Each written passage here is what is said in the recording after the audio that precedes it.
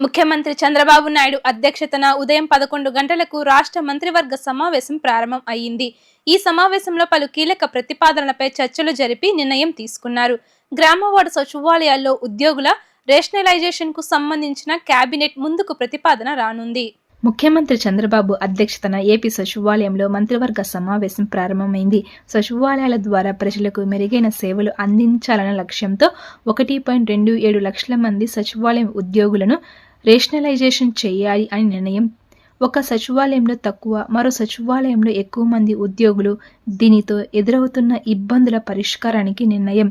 వివిధ రంగాల్లో కొత్త పెట్టుబడులు, పలు సంస్థలకు భూముల కేటాయింపులపైన చర్చించనున్నారు.